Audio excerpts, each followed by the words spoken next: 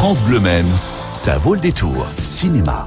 Il y a des films qui font du bien, pendant lesquels on se laisse porter, dont on ressort avec le sourire, plein d'espoir et beaucoup d'optimisme. C'est le cas de Daddy Cool de Maxime Govard, porté à l'écran par Vincent Elbaz, Laurent Sarnet et Grégoire Fitoussi, entre autres. Maxime Govard et Laurent Sarnet nous font le plaisir d'être avec nous aujourd'hui dans Ça vaut le détour. Bonjour et merci d'être là. Bonjour. Bonjour. Daddy Cool ne sortira en salle que le 1er novembre, mais vous le présentez dès ce soir en avant-première dans 2 cinémas, au Méga CGR Saint-Saturnin, au Pâté Quinconce au Mans. C'est le début de la tournée des avant-premières. C'est votre 2e date, c'est bien ça? Absolument. On a commencé hier soir à Caen et ça s'est très bien passé. On était un peu stressés, on avait peur qu'on soit à 2 dans le Jette des tomates, et en fait c'était plein. Donc on a. Non, c'était super. Pour Très bon l'avoir accueil vu, du public. je le dis sincèrement, c'est vraiment une très bonne comédie, c'est vraiment très agréable, c'est une comédie que je recommande. Il reste des places, on le dit dès le début de l'interview pour ce soir, donc allez-y, les yeux fermés, vous allez vraiment passer un bon moment, mais on va parler du film avant d'aller le voir ce soir. Daddy Cool, Maxime, c'est votre 2e film, après toute première fois, qui était sorti en 2015. Absolument. C'est la deuxième comédie, mais cette fois-ci, voilà, je suis tout seul à la réalisation. Ouais. Et avec un duo de comédiens incroyables, enfin même une troupe de comédiens incroyables, et surtout des enfants de 3 ans et demi, avec lesquels on a tourné pendant 2 mois. Oui, ça doit pas être évident toujours de tourner comme ça avec des enfants qui sont tout jeunes. C'est la chose la plus terrifiante qui soit. Ça a fait très peur aux producteurs au départ. Ça a pas fait peur du tout aux comédiens qui avaient très envie de s'y frotter. Et Ça se dit pas trop, ça. C'est moyen. Ça peut paraître étrange en effet. Je reformule. Qui avait très envie de collaborer avec eux. Voilà. Pour revenir rapidement sur votre premier film, c'est quand même un film qui a été récompensé, doublement récompensé au Festival international du film de comédie de l'Alpe d'Huez. Vous remportez le Grand Prix, le prix d'interprétation pour Pio Marmaille, qui était génial dans ce film. Quand son premier film reçoit un tel accueil, ça booste pour l'écriture, le tournage du 2e, ou est-ce qu'il était déjà quand même en préparation, Daddy Cool? Non, pour le coup, on a attendu d'aller au bout de l'expérience du premier pour attaquer le suivant. Et puis voilà, il faut avoir envie de trouver des histoires qui vous plaisent, il faut trouver des comédiens avec lesquels vous avez envie de travailler. Et puis après, il y a un temps d'écriture qui est un peu incompressible. Donc non, ça a pris 2 ans. L'histoire qui vous a plu, c'est celle d'Adrien et Maude. Ils se séparent après des années ensemble, à l'initiative de Maude, qui a envie de construire. Lui, il n'en est pas vraiment au même point. C'est une sorte de Liam Gallagher, le succès en moins, puisqu'il a une boutique de vinyle qui ne marche pas vraiment. Il vit un peu avec insouciance et inconscience aussi. Et il n'apparaît pas aux yeux de Maude comme quelqu'un de suffisamment responsable pour, par exemple, construire une famille. Maude le quitte, mais ils vont continuer à cohabiter. C'est une cohabitation pas toujours facile à gérer, puisqu'Adrien décide d'ouvrir une crèche à domicile. Tu sais ce que c'est que de vivre avec un ado attardé pendant 10 ans? Un jour, peut-être, je sais pas, que j'aurais envie de fonder une famille. Et On fait pas un enfant avec un enfant. bon, j'ai décidé de monter une crèche à domicile. Bon, t'es sympa avec tes conneries, mais j'ai du boulot, moi, ok? J'espère que vous aimez ça, le McDo, parce que vous allez en manger tous les jours. Tout termine ce soir-là. Mais pourquoi? Ah, parce que sinon, je balance la vidéo du bébé qui a failli tomber à tous tes clients. Si tu fais ça, moi je balance sur internet le film qu'on a fait l'été dernier en Espagne. Oui, le rafting. Non, le fucking. Le fucking motherfucker! Daddy Cool en salle le 1er novembre, mais surtout en avant-première ce soir à 19h30 au Pâté Quinconce au Mans, au Méga CGR Saint-Saturnin. Comme on peut l'entendre rapidement dans cette petite bande-annonce, elle est un peu tendue, Maud, un peu stressée. Et lui, il est complètement insouciant. C'est encore un ado. Il y a cette phrase magnifique de Brel que vous arrivez à placer, être vieux sans être adulte. C'est vraiment lui. Il y a ce duo d'acteurs qui fonctionne vraiment très bien. Laurent Sarnet, Vincent Elbaz. Il y a une complicité qui transpire dès le début du film. L'alchimie est là. Ouais, c'était super important. Vous êtes sur très bons acteurs ou c'était vraiment chouette entre vous deux? Non, c'était vraiment une super rencontre. On avait travaillé ensemble une fois, mais on s'était croisés. Et là, je suis contente parce que c'est vrai que le couple tout de suite a bien marché. Il y avait quelque chose d'assez contemporain, je trouve, assez moderne, assez intense aussi, assez sensuel. Ils même. sont beaux tous les deux, Ouais. et puis ils prennent un plaisir à se taper dessus avec les mots. Et puis il c'est n'y en vrai que a je pas un commence des le deux film, qu'on n'aime je pas. suis- On est attaché aux deux. Oui. Oui, c'est sûr. Ben, on comprend un peu le point de vue de chacun. Le point de vue de chacun. Moi, je commence le film très énervée parce que je suis à bout. Ça fait quelques temps que je gère tout pour deux, que je suis devenue la gestionnaire du couple. Et donc, du coup, voilà, je rejette un peu ce rôle-là et puis il va y avoir une évolution. Ils vont se retrouver à un certain moment, mais c'est vrai que voilà, on a les chemins un peu opposés et qui vont se croiser. Est-ce qu'une bonne comédie tient plus sur son casting que sur son scénario? Parce que finalement, l'histoire est quand même simple. On part de quelque chose de simple, une histoire d'amour qui ne fonctionne plus parce qu'il y a un déséquilibre. Mais est-ce que le casting, finalement, est pas plus important, entre beaucoup de guillemets, que le scénario? Les deux, mon général. Ouais. C'est un non, équilibre. les deux, il faut qu'il y ait quelque chose d'un peu saillant dans le scénario. Là, clairement, c'est les enfants qui sont au milieu de cette situation. Parce que c'est rare les films avec des enfants de 3 ans et demi qui jouent vraiment, qui ont des répliques, qui sont des personnages principaux dans le film. Et après la magie et la grâce, bah c'est Vincent et Laurence, et c'est Vincent et les enfants. Ils sont géniaux, les enfants. On peut vraiment les saluer et les applaudir très fort parce qu'ils tiennent vraiment ce film aussi. Ils sont très très présents. C'est un vrai rôle, tous ces petits enfants.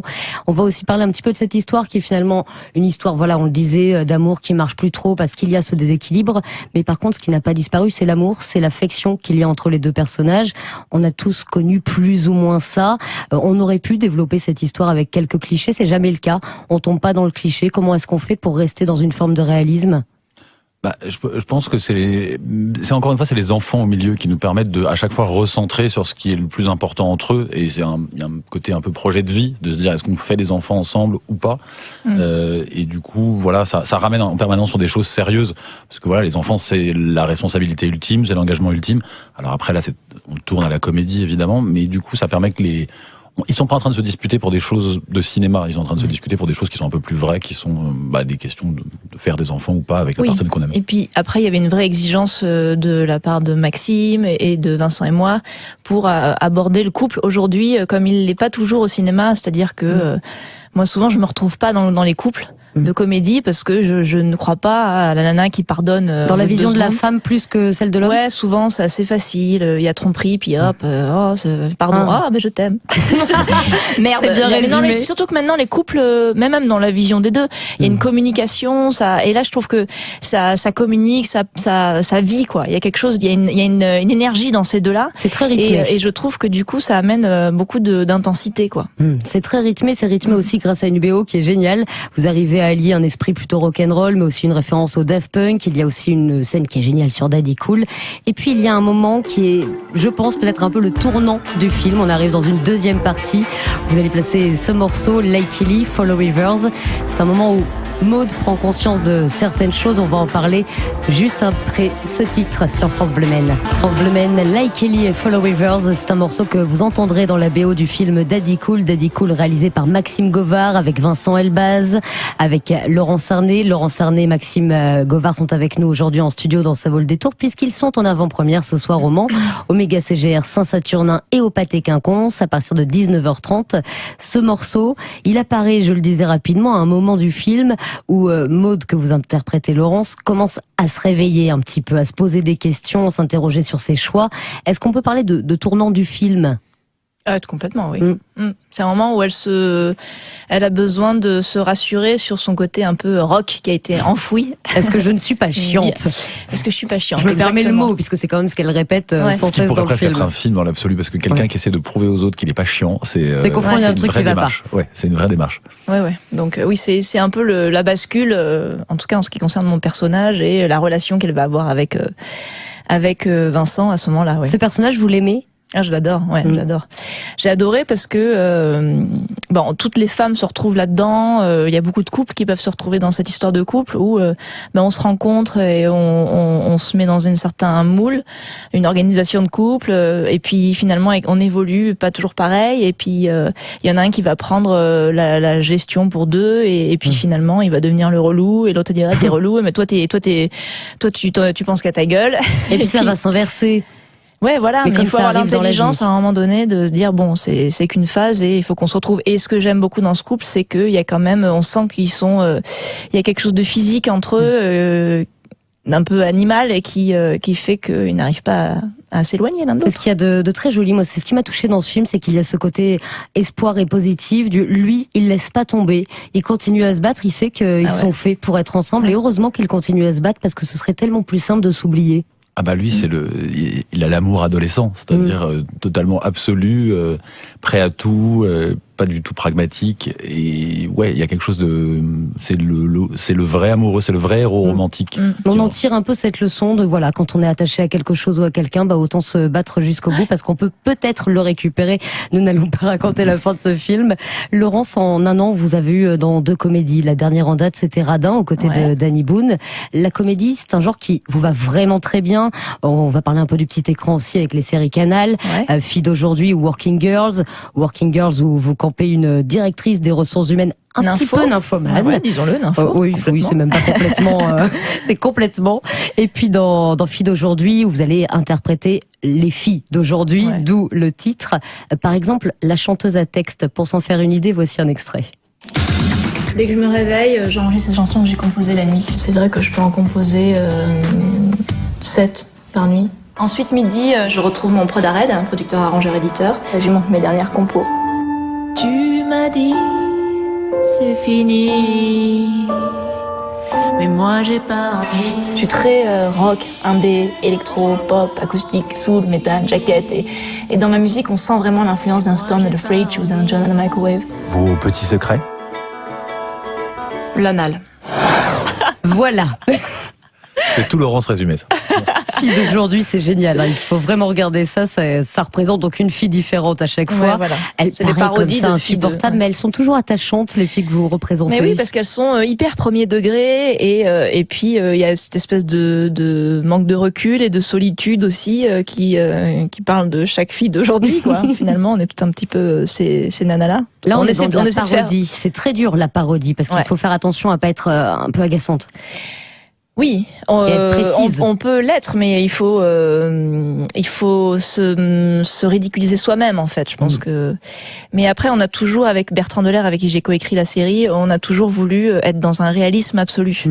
Et d'ailleurs, je me souviens quand j'ai fait La Blogueuse, le premier épisode, il y a plein de gens qui m'ont agressé sur les réseaux sociaux parce qu'elle disait qu'elle avait relancé le bonnet. Et plein de gens m'ont dit non, mais n'importe quoi, c'est pas vrai. Je suis pas comme ça. Plein de gens pensaient que c'était une vraie blogueuse, quoi. Ouais. Donc, ce qui était le plus beau compliment pour moi. Vous l'avez un petit peu dit, vous avez coécrit des épisodes, vous réalisez aussi un petit peu, vous êtes comédienne. Il y a une chose que vous n'êtes pas humoriste et vous tenez à le dire, vous faites la différence entre le fait d'être comédienne. Non, mais en fait, ça me met une pression à chaque fois. Quand j'ai commencé à faire du one woman show, moi je fais des sketchs, donc j'essaie d'amener, d'ailleurs, mon one woman show, c'était vraiment avec Dominique Farrugia. 12 femmes. Ouais, c'était Dominique Farrugia qui produisait, et c'était, j'ai interprété 12 femmes différentes sur scène. C'était une sorte de Fille d'aujourd'hui au théâtre.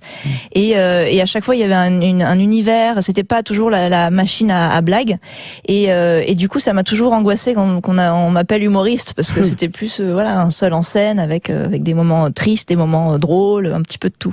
Et en voyant Maxime Govard réaliser Daddy Cool, est-ce que ça peut vous donner envie de passer un jour à la réalisation d'une comédie? C'est en cours, c'est en cours. Oui. C'est en cours. Mais Fille d'aujourd'hui, j'ai co-réalisé, donc j'y arrive petit à petit. Mais du format long? Ouais, bien sûr. Ouais, c'est en cours. Très bien. Avec, on a déjà une idée de. Non, là on s'est en projet, mais évidemment, j'ai très envie de passer à la réalisation. Et se laisser porter par un réalisateur comme Maxime Govard dans une équipe pareille, c'était chouette. Ah, c'est super, mais c'est hyper agréable de faire les deux, parce que de rentrer dans l'univers de quelqu'un d'autre et de se laisser porter, se laisser driver, c'est super agréable aussi. Donc, vous l'aviez découvert, vous, Maxime, justement dans les séries. Comment est-ce que vous avez découvert Laurence Arnay? En fait, on s'était déjà croisés une fois par des biais qui n'avaient rien à voir avec le cinéma, et j'ai vu toutes les filles d'aujourd'hui, évidemment, Working Girls. Je l'avais vu dans des films. Enfin, oui, c'était quelqu'un que je connaissais, et moi je cherchais une petite Cameron Diaz, et donc du coup, voilà. Et il y a qu'elle. Laurence Arnay qui est donc à l'affiche de Daddy Cool aux côtés de Vincent Elbaz, aux côtés aussi de Grégory Fitoussi. Ce film est en avant-première ce soir. Allez-y, vous allez vraiment passer un bon moment.